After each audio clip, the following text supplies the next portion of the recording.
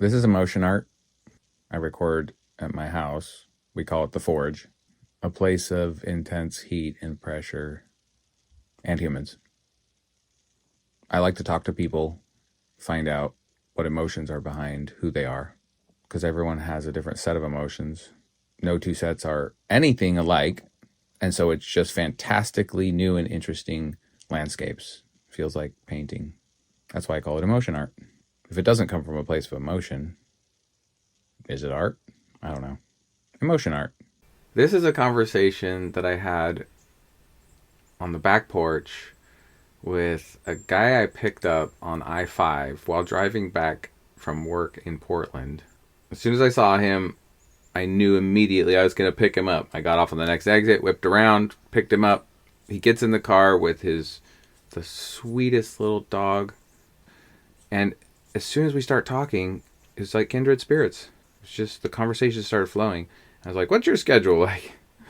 Anyway, he ended up coming back to the house with me, and no one was there, so we got the mics out and started recording. And so, this is nowhere. I have to dry my face off. It just got washed by a dog. Yes. Delightful. That is Shalee Leonella Portabella Houdini Miss Piggy Davis. That's her road name. I'm glad she has so many names. Only Miss Piggy when the cops pick her up. So, first of all, welcome to the Forge. You. This place is a forge. I just met you on the side of I-5. You were hitchhiking. Yes. And you have some interesting things to say, and you don't seem to have a very tight schedule, so you accepted an invitation to come hang out at the Forge.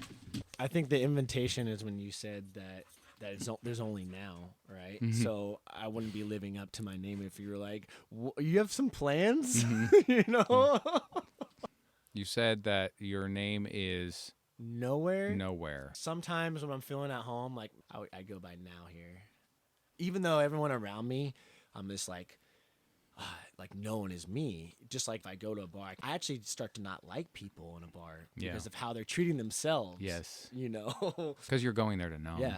And then so I'm seeing there in the rainbow gatherings, you know, the hippiest version of people is being polluted in their own sense. When you become a professional at something, you kind of ruin the bridging, the oneness, the non-duality with everyone else.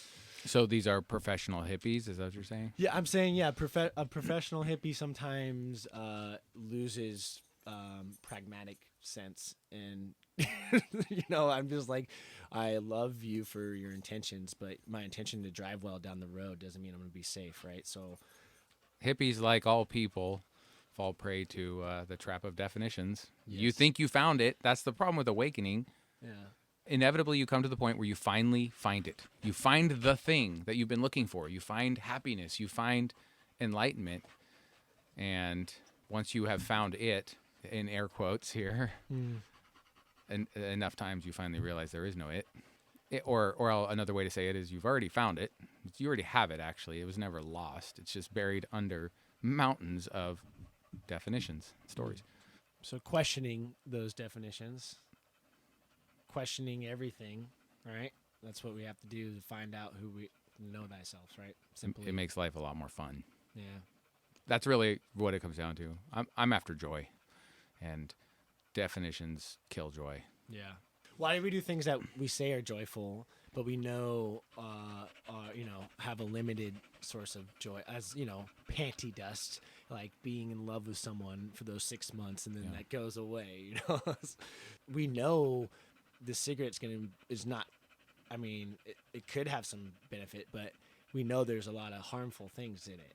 But yet we're still gonna do it. I don't eat fast food, but I'm still thinking to myself, should I get some fast food? Yeah. You know.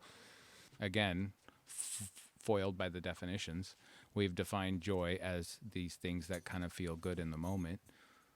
But that's not actual joy. And without actual joy, which is really just a state of surrender, without joy, those satisfying moments, the orgasm, is just a thing. It's just another thing. And it's empty. Yeah. That's why I'm after joy. It makes everything else full. Oh, we're onto a bumper sticker. I love paradoxical bumper stickers like "Long live death." Yeah, walking barefoot that's when I started coming with paradoxical ideas to find truth, because it it hurts, and it you have to care and not care every step. And yeah, walking barefoot was a physical meditation that we could all do that, and we would all be a lot more grounded as people. I mean, you brought up meditation. Like, talk about the ultimate definition. What is meditation? Walking meditation. To be able to be in meditation and whatever else you're doing is possible, and it completely changes the experience of life itself.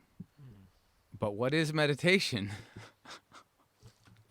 My most primitive meditations started when I finally figured out that I was never going to figure out how to meditate. I mean, I tried for my whole life, in my early Christian days as prayer. I was a prayer warrior. I was able to touch the stillness inside a couple of times. Like, I experienced it, but now I understand that meditation does the same thing. But my earliest meditations were just purely sitting and accepting that I could not meditate. I had no idea what I was doing. It was impossible. My brain was never going to shut the fuck up. Looking back, those were my earliest meditations. And really, meditation deepens only as you learn how to surrender, completely let go, give yourself fully to the flow of whatever it is, thoughts, noises, TV, kids screaming. It's all what is, and you give yourself to that flow. That's meditation. So what's your story? I feel like, as far as my story goes, I mean, my parents divorced when I was a little kid, and I lived in a beautiful place called Ventura, California, where I got to be free, and I didn't have to go home. Every door was literally open because there's no bugs, and there was there's food, and so I lived a great childhood, and experienced Ojai as a magical place, and yeah, hopped on a cargo ship right out of high school and went to Asia, and went on an unbelievable ride, rode motorcycles in Vietnam, camped out just had groups of people following me to the Great Wall, went down the Mekong River, had to sell my boat for like a ride back into civilization, and like, yeah, I just kept on getting gnarlier and gnarlier with my adventures. I taught preschool there in Vietnam, and so I knew that was like definitely in my heart that I was always going to work with kids somehow if I had to go a career. But that's probably the only thing I really, really learned about myself on that whole adventure. And I was just wanting that, the amazingness of the universe. And when you come back to America, you think you're missing the whole world at 18, and you're not. Nothing's changed. And when I went overseas again, long story short, I had to give all my money away before I left. I got a job in Ecuador right away in South America. Started teaching history, and then when we saved up enough money to go traveling, within the month I got typhoid, and it took me a whole month just to even get out of the jungle before I could actually move. And so when I came back to the States, I basically was like, why am I not traveling America? This is the best place to be trapped. I'd lost my passport in San Francisco right when I got back. And so I just started just traveling, and I hopped a train, cold train for 30 hours. And this is an American culture that's dying. I was so lucky I even didn't get in trouble. And I still try to do it. And I only done little short rides, nothing big. And the hitchhiking was me coming to my lowest point. Basically, at one point, I was underneath a bridge in Iowa with my hair covered in my face, and the cops were called because there was a distressed woman on the side of the road. And I knew when he told me that and laughed at me that I needed help. So I called my mom from a diner, and she's like, well, great, you still got to get home. Well, good thing I have friends and value that I've learned over the year. I had people that loved and cared for me and got me home, right? They're a few hundred miles away. And that was my journey of basically trying to fit into the box. I was like, I broke down, I accepted I was going to try to fit into this world. And that has literally been the shedding away for the last 5-6 years of me just slowly being comfortable with the value of that I am fucking awesome and that my value, I am the richest man in the world because of my love and my connections with other people. What would you suggest for people who feel like they're in a box? Like, what would you do to to start breaking through? Oh boy, you're talking to one. I've been becoming aware of the boxes I put myself in for my whole life. And every box, every definition, it's really that's what it is. It's definitions. And every definition I've ever broken free from has been different. It's it's just unique to, and really breaking free started to happen when I let go of trying to figure out how and just reacted naturally in each moment to whatever was happening in that moment, and letting go of one. Probably my favorite mantra right now is do not prolong the past, do not hasten the future, and do not fear appearances. That is all there is. And I've been meditating on that mantra for a lot of months now. And I have found, as I watch for my responses to situations when I live by that, the past doesn't exist. It literally doesn't exist. And everyone's memory of it is going to be different. So not only does it not exist, but every version of it that exists in memory is imaginary. It's made up, all of it. The past doesn't exist. So everything about the past, let that go. You don't have to worry about it anymore. It's just a story. It doesn't exist. Yeah. So what we're talking about is a complete shift in worldview. And that's been my main focus is I did not like the world that I saw. I didn't understand it. It didn't make sense and I didn't fit in it. And so I didn't know what to do. And when nothing you have ever done has ever worked, maybe it's time to do something stupid. And so I just started basically flailing and just it's like a person who's asleep and you know you're asleep. You realize you're asleep and you want to wake up and you don't know how to wake up. And so you just start grasping for anything. And really it all comes down to undefining, to just smashing all the definitions, because my worldview is built of definitions. So I saw it as, in the Judeo-Christian sense, and very conservatively, and I had to first allow myself to die to that world. So basically, accept the fact that I'm probably going to go to hell. Accept the fact that I'm breaking the promises that I've made that are the most important thing, because a man is only as good as his reputation. And because I'm breaking myself. I don't know who I'm going to be when I allow who I have been to die. And that's literally what it feels like. I call it dying because it feels like dying. I've seen a lot of people go through it, and I've seen people kill themselves in it. It's a very difficult thing to go through. That it's like that first death where you die to everything that you've ever believed is true. But when you're hurting bad enough, and I was growing up, I was steeped in faith and honesty and trust and thankfulness. So those are the things that carried me through. And I basically, it felt like I was watching an entire structure that I had built for my whole life just shatter all around me in a million pieces. And I found myself having a panic attack on the bathroom floor, staring up at myself in the skylight, and the world was turning gray and I couldn't breathe. And just because everything in my life was wrong, everything was going wrong. And how long did it take to snap out of that? I call that the dying times. And that was probably where do you start and stop it? Right, because it's all been a progression, but I'd say it was a year and a half. Yeah, that's just the daunting part, is that you never, you can always laugh at our past because we're just like, we never thought we were going to get out of that situation, you know, that state of mind. Well, but and so the question is, how do you shift your worldview? And I remember my partner saying, like, I was describing my experience of having everything I've ever known, everything I am scattered around in a million pieces, and I have no idea where any of the pieces go. And she was like, well, you could always just pick one up and just see if you can figure something out about it, maybe figure out where it goes. And I mean, it was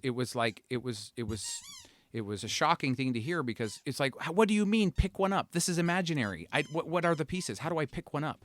And what do I do with it when I pick it up? What am I supposed to do? Reach down with my hand and pretend I'm picking something up so that I somehow pick up one of my pieces? I don't know what that means, but I just thought about it. I just sat with it, and eventually I picked one up, and I just looked at one of my emotions, and I said, "What is this?" Or desires, or thoughts, or dreams, or anything that is what inhabits your consciousness is what the pieces of who you are. And I just picked one up, and I was like, I'm a really angry. Like, I get so angry at my kids. I don't like this piece. I don't. What is this? I don't. And I was just like, I don't want to build this again. And then immediately the imagination of a plan room came into my mind, and I was just like, there's a whole set of plans, a plan table with all these plans. And I was looking at the plans, and I was like, I don't want to build this. This isn't what I want. This isn't me. And I shredded it. The plans disappeared. And I was like, I'm just going to start putting the pieces where it feels like they should go. And so I started doing that. And then eventually, through all the whole progression of everything, you finally figure out that the pieces themselves already know where they need to go. You don't need to figure it out. You don't need to put them anywhere. And every time you try to, it's going to be the wrong place, because the pieces know where to go. All you have to do is see them. All you have to do is give them permission. Let them know that you're not going to try to control it anymore. They're going to go where they belong. Yeah, you mentioned how to break the box was to surrender, and yeah, same idea of like waiting on the Lord, right? Like you just kept on.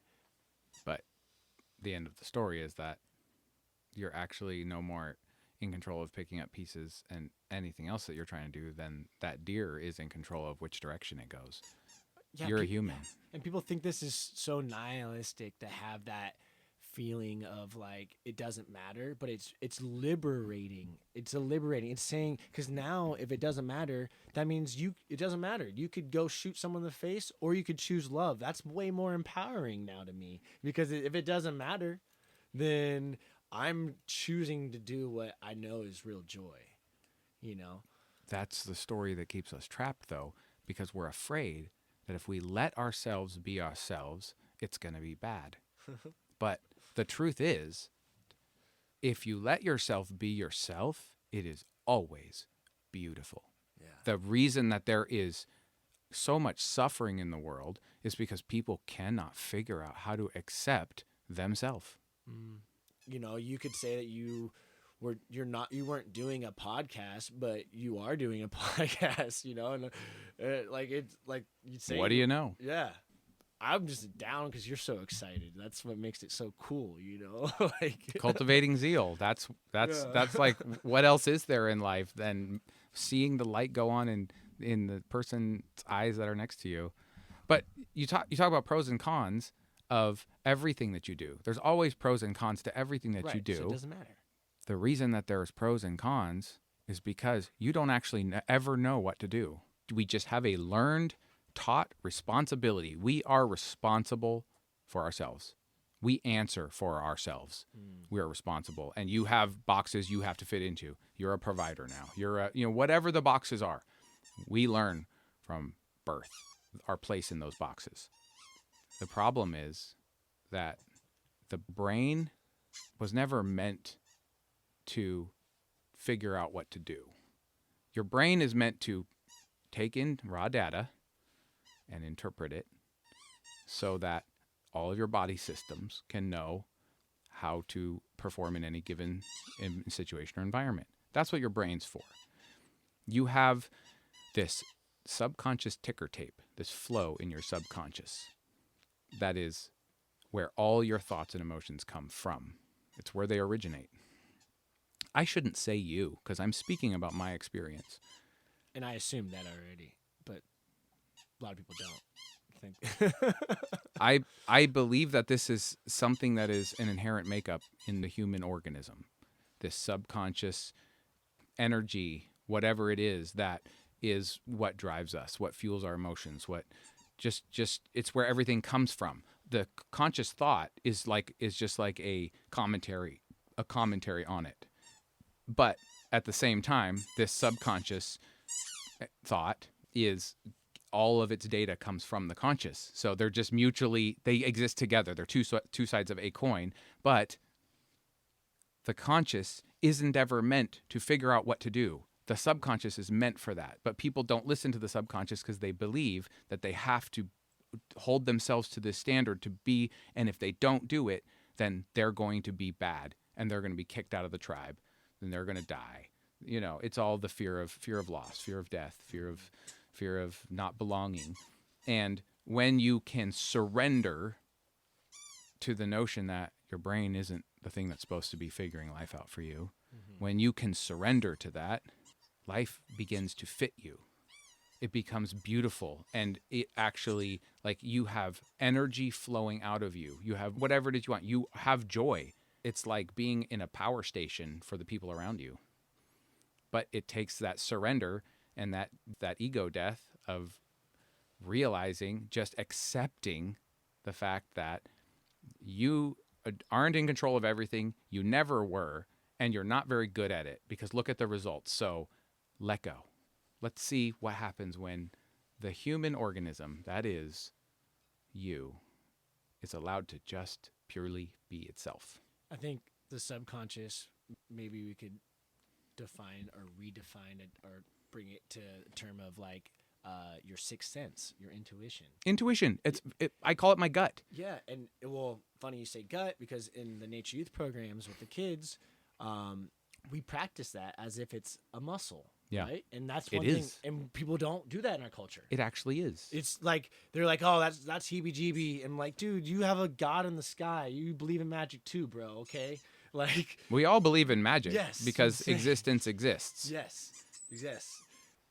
Imagine these species of plants that specifically this species of insect. Like, how did that come about? You know what I'm saying? Like, when you really think, how did they both evolve together like that? You know what I'm saying? So you can be as weird as you want to be. There's some plant out there that wants you to hang on its petals, you know? And if not here, somewhere. Yeah.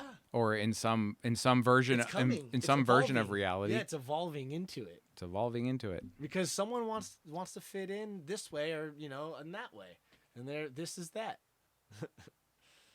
Well, we have all the answers, yet we're still feel like it's never enough. Is that part of it? Is that just how we always are supposed to feel? Oh man, I have been asking questions since I was a kid. I annoyed the hell out of my family. They got me a book called The Big Book of How and Why for my birthday one year.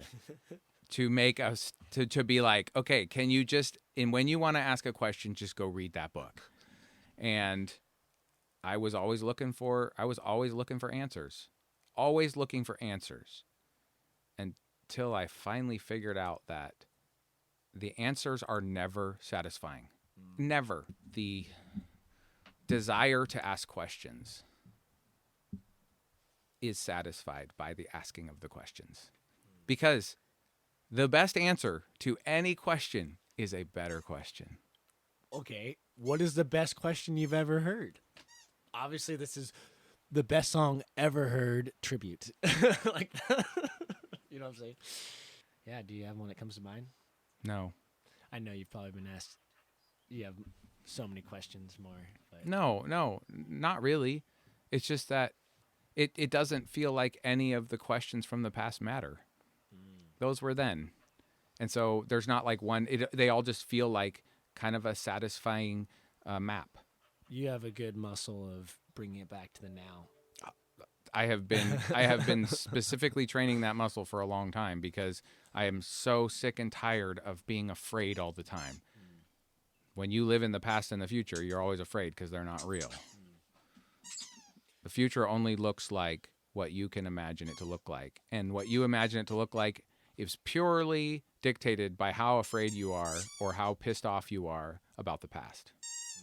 Yeah, good practice. Like, don't be afraid of the appearances, of course, like you said. So. That's all there is. Woo. So you're headed back to Georgia, you said, if at some point.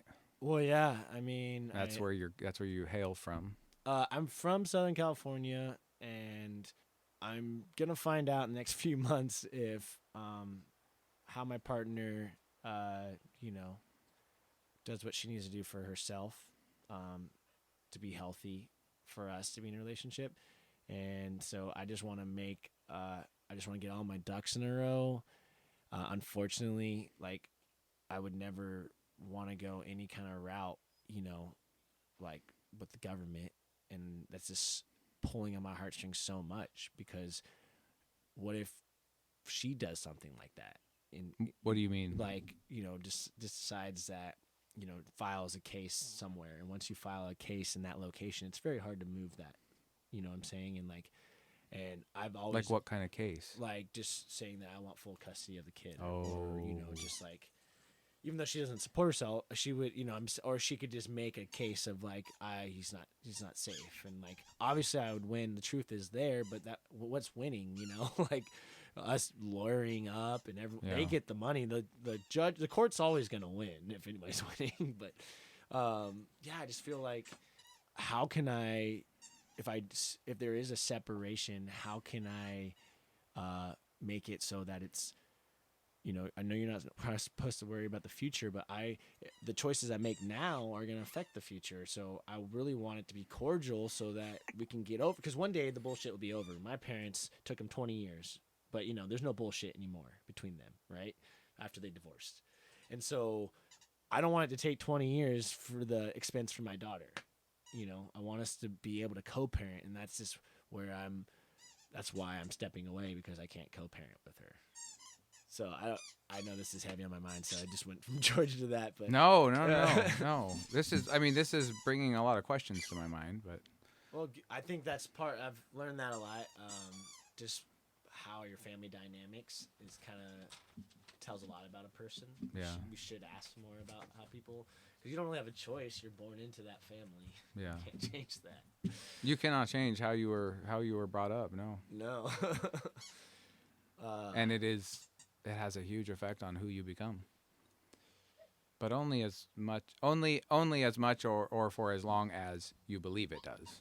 Yeah, I think definitely. I don't want to be considered a victim. Yeah. You know what I'm saying? Oh, but victimhood feels so good. It's everyone's favorite emotion. Well, it was kind of the first time I was kind of be like, you know what? I am a victim. I am. But like, I'm just saying this like with my mom, like only behind closed doors. Yeah. You know what I'm saying? And like, it was definitely liberating to be like, to admit that. But this is actually a really good example of the deconstruction we were talking about earlier.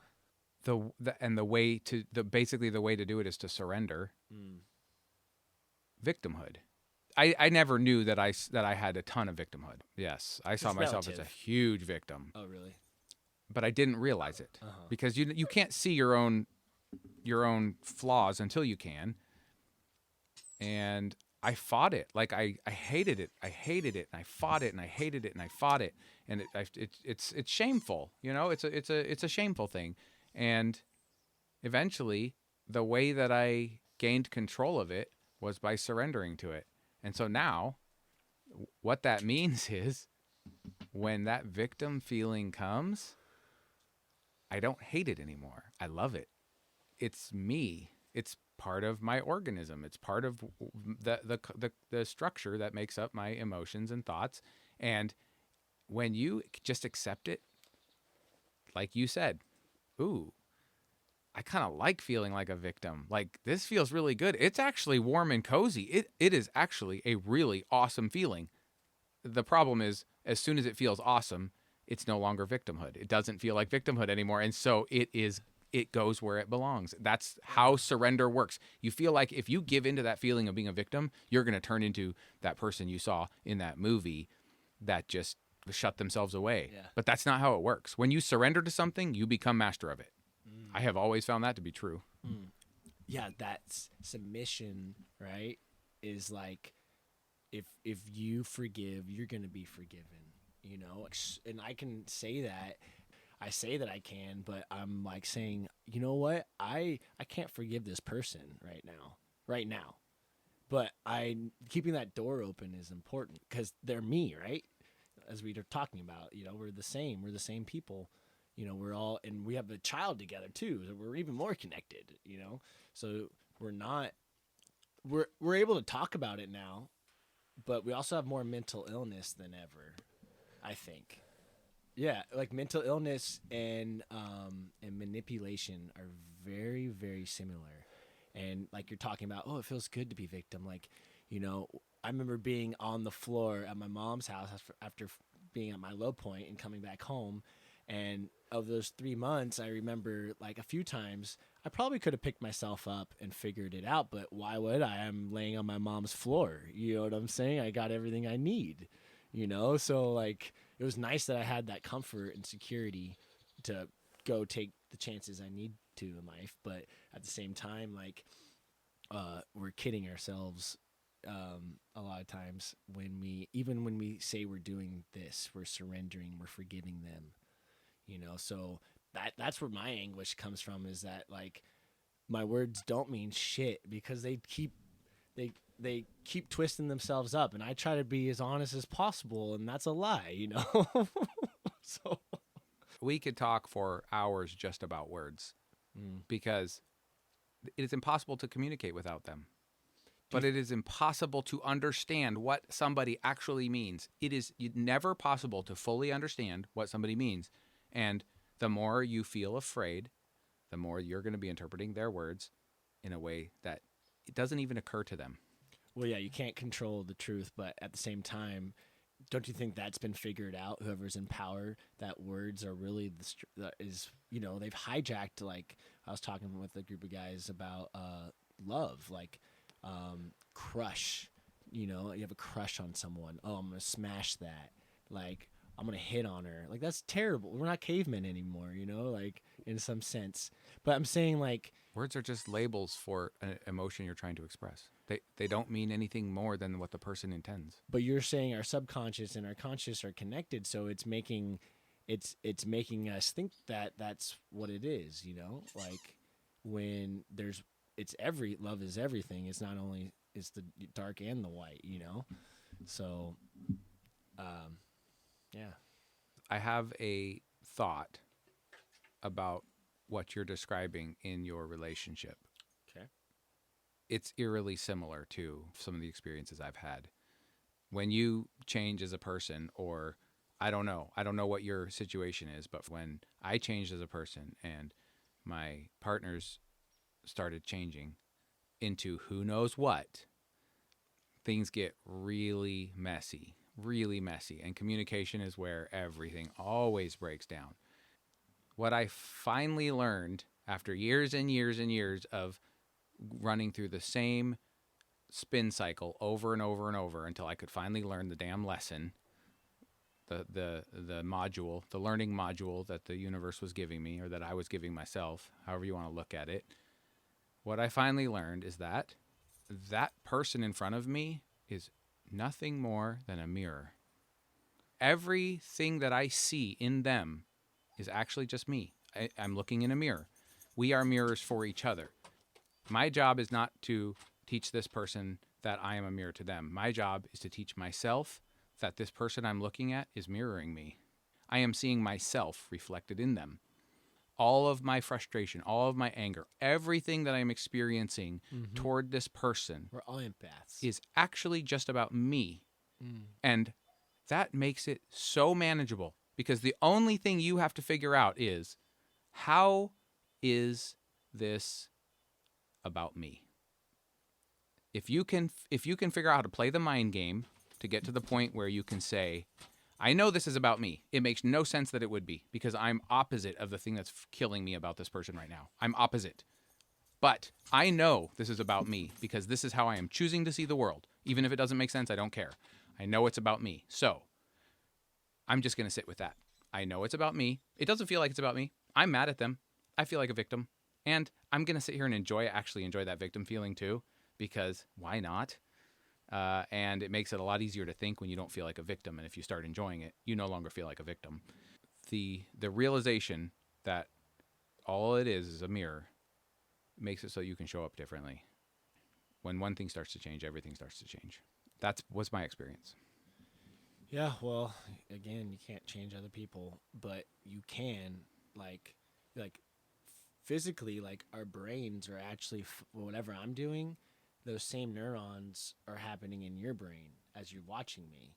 And so like people who have like ghost limbs, you know, when they lose a leg and they have the feeling of a leg, like I can rub my own leg. I used to do that for my friend's mom, and she would get relief from it. Yeah, because the same neurons are being fired. Her leg hurts, it's not there, and I'm rubbing my leg. But she sees you rubbing your leg. Yes. And so her brain fires because the leg is being rubbed. Yeah. Huh. So, what's the name of the podcast? I don't know. Probably some version of cultivating zeal. That's the business we're starting, is zeal Hey, cultivations. you can do flat hand with her too if you want. You know what I kept on thinking about is the Scytherism of the tree. Oh my gosh, dude. I haven't even given you a tour yet. Yeah, like I already feel. I think it may I'm nowhere.